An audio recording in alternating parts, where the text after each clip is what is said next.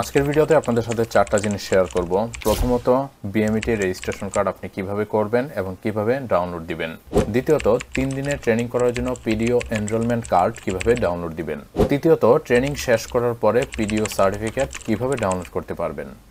চতুর্থত, সবগুলো process complete হওয়ার পরে যখন আপনার ক্লিয়ারেন্স কার্ড বের হবে, ক্লিয়ারেন্স কার্ডটা কিভাবে আপনি অনলাইন থেকেই ডাউনলোড করে নেবেন। অর্থাৎ চারটা জিনিসই আপনি অনলাইন থেকে কিভাবে নিজে নিজে ডাউনলোড করবেন, এই প্রসেসটা দেখার জন্য সম্পূর্ণ ভিডিওটা কমপ্লিট করতে হবে।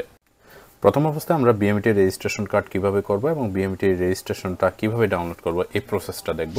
আমরা জানি যে বিএমইটি রেজিস্ট্রেশন করার জন্য আমি প্রবাসী অ্যাপের মাধ্যমেও আপনি চাইলে বিএমইটি রেজিস্ট্রেশনটা করতে পারবেন। আবার আপনি চাইলে কারিগরি ট্রেনিং সেন্টারে গিয়েও কিন্তু বিএমইটি রেজিস্ট্রেশনটা কমপ্লিট করতে পারবেন। যদি বিএমইটি রেজিস্ট্রেশন অলরেডি আপনার করা থাকে, আর যদি না করা থাকে তাহলে আমাদের আই বাটনে দেওয়া ভিডিওগুলো দেখতে পারেন। সেখান থেকে আপনি আশা করি বিএমইটি রেজিস্ট্রেশনটা কিভাবে করবেন সেই বিষয়টা সম্পূর্ণ বুঝতে পারবেন। বিএমইটি রেজিস্ট্রেশন যদি অলরেডি করা থাকে তাহলে আপনি চলে আসবেন old.bmet.gov.bd এই ওয়েবসাইটটিতে। তো এই ওয়েবসাইটটিতে আসার পরে আপনি এখানে পেয়ে যাবেন সার্চ নামে একটা অপশন। সার্চিং এই অপশনটিতে ট্যাপ করবেন এবং এখান থেকে পাসপোর্ট আইডি এবং ডিওবি মানে জন্ম তারিখ এই দুইটা জিনিস এখান থেকে ফিল আপ করবেন এবং ফাইন্ড অপশনটিতে ট্যাপ করবেন।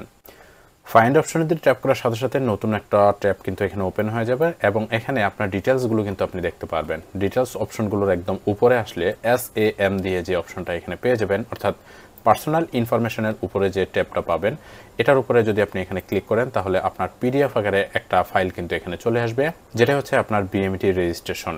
তো এই বিএমইটি রেজিস্ট্রেশনের ডিটেল পেজগুলো আপনি আপনার কাছে ডাউনলোড করে রেখে দিতে পারেন পরবর্তী কাজের জন্য। এরপরে আমরা আসি 3 দিনের ট্রেনিং করার জন্য কিভাবে আমরা ট্রেনিং সেন্টারে ভর্তি হব এবং পিডিও এনরোলমেন্ট কার্ডটা কিভাবে আমরা ডাউনলোড করব। আমরা জানি বিদেশ যাওয়ার জন্য 3 দিনের ট্রেনিং করতে হয় এবং 3 দিনের ট্রেনিং করার জন্য পিডিও এনরোলমেন্ট কার্ড জেনারেট করতে হয়।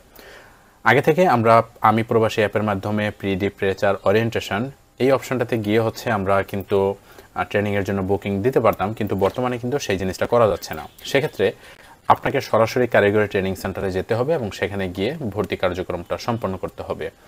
ভর্তি হওয়ার পরে পরবর্তীতে কখন বা পরবর্তী কোন ডেটে আপনার ট্রেনিং শুরু হবে সেই জিনিসটা কিন্তু আপনাকে নিজেকেই জানতে হবে, অথবা কারিগরি ট্রেনিং সেন্টারে গিয়ে আপনার জেনে আসতে হবে।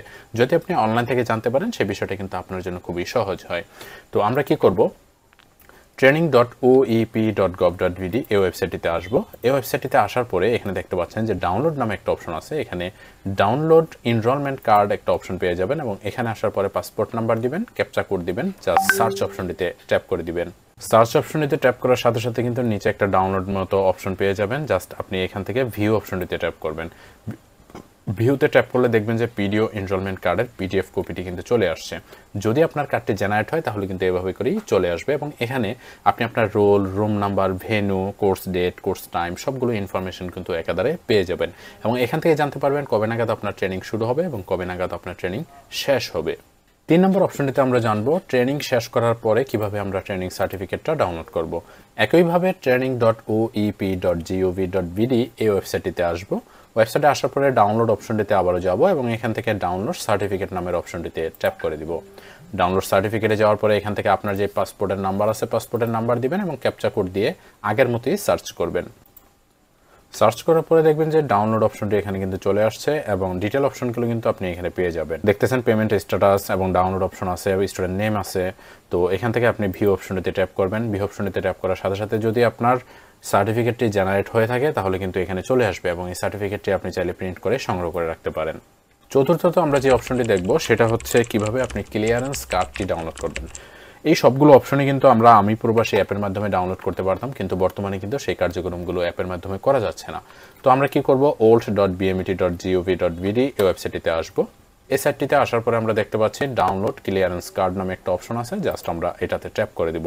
এখানে ট্যাপ করার পরে আপনার পাসপোর্ট নাম্বার দিবেন এবং এখান থেকে যে ডিজিটগুলো দেখাবে সেই ডিজিটগুলো দেওয়ার পরে জাস্ট আপনি কি করবেন, ডাউনলোড ইমিগ্রেশন কার্ড এই অপশনটিতে ট্যাপ করে দিবেন। ডাউনলোড করার সাথে সাথে কিন্তু একটা পিডিএফ এখানে চলে আসছে, যেখানে কিন্তু 2 পেজের একটা ক্লিয়ারেন্স কার্ড চলে আসছে, যে কার্ডটি আপনি বাইরে যাওয়ার সময় অবশ্যই আপনার প্রয়োজন হবে।